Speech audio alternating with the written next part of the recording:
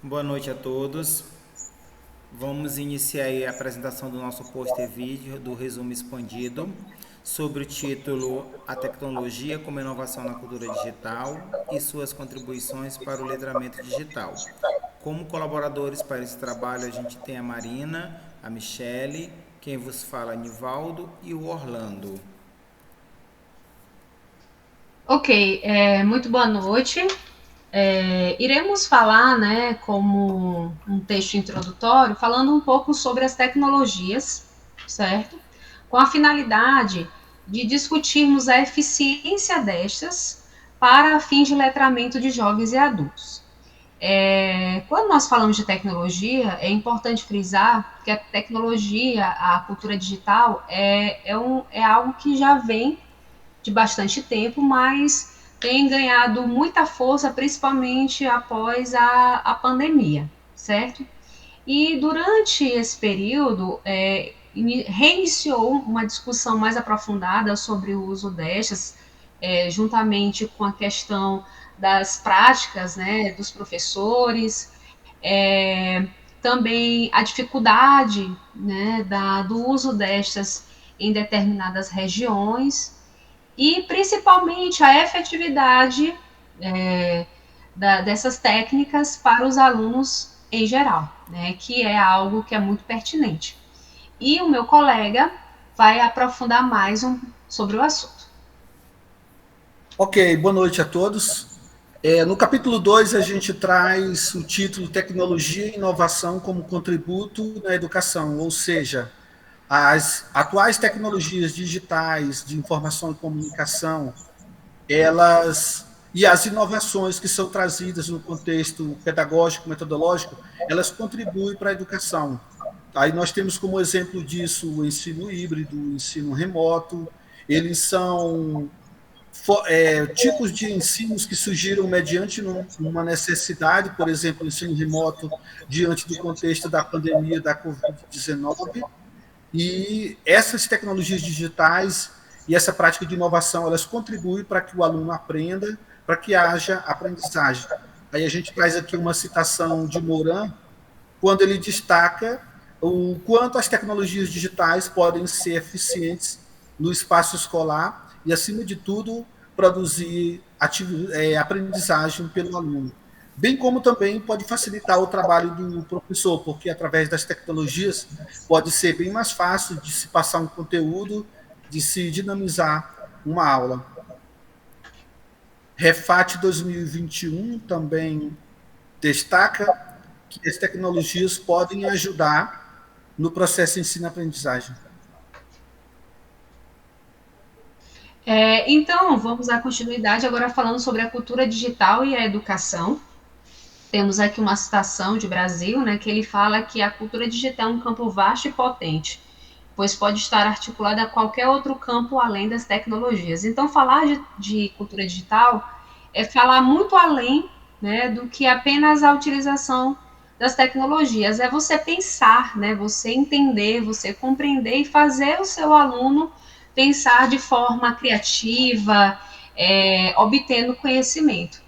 Né? Então, a educação e a cultura digital elas estão entrelaçadas, né, de uma forma que permite, né, um desenvolvimento do conhecimento, mas infelizmente esbarra também aí nas dificuldades, né, principalmente em algumas regiões, alguns municípios que a internet ou outras formas ainda não acontece. Né? E o termo digital ele se expande, né, a partir do século XX e os processos e procedimentos amplos em todos os setores da sociedade. Então, você vê que a partir do século XX, né, houve aí uma expansão, nós estamos no século XXI, então o avanço, ele cada vez mais, né, avança cada vez mais, e é algo inerente à nossa sociedade, né, então hoje você vê jovens, crianças já tendo acesso às tecnologias, às escolas também, então, os professores eles precisam estar cada vez mais capacitados para oferecer esse conhecimento. Bom, como contributo aqui no trabalho, Destacamos o capítulo 4, que é contribuições da tecnologia para o letramento digital. Específico, a gente colocou como centro aqui da nossa apresentação a tecnologia como letramento digital. Envolve alguns fatores.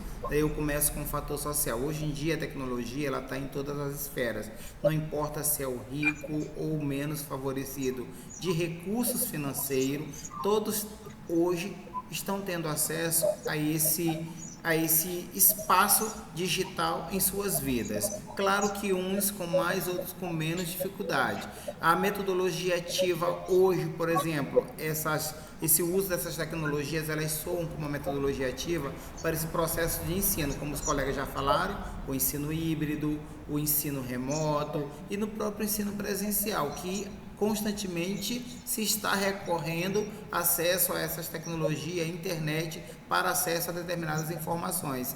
É a modernidade, é um aprendizado diferenciado. No trabalho profissional, por exemplo, o professor hoje ele tem como uma prática docente diferenciada, mediando ali aquele ensino tradicional. Claro que o ensino tradicional nunca será substituído, mas ele pode sim adaptado, pode sim ser melhorado, e a gente percebe que a tecnologia como letramento, ela traz ali uma serventia, tanto positiva como também negativa. Nós não podemos ser utópicos ao nível de dizer que as tecnologias só têm um lado positivo, existem também os lados negativos, principalmente pessoas que acabam usando a internet como caminhos negativos.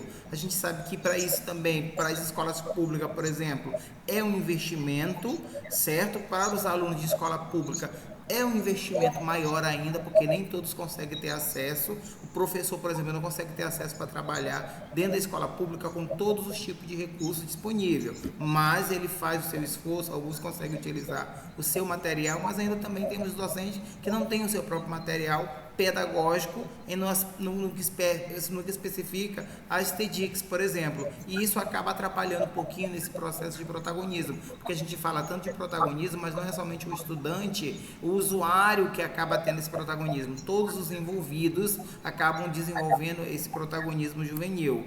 Aí a gente traz uma citação de Gabriel, que ele destaca justamente o processo do professor da era tradicional, da era moderna, né, o famoso professor conteudista, que de fato ele precisa desenvolver o seu trabalho, mas isso ele não precisa desassociar a sua prática de ensino, ele só precisa adaptar, melhorar o seu conteúdo de acordo com essas interfaces tecnológicas que nós temos hoje. Hoje, independente disso, desde usar um recurso simples como um data show, uma televisão em sala de aula, já traz um diferencial para algumas atividades pedagógicas dentro das escolas.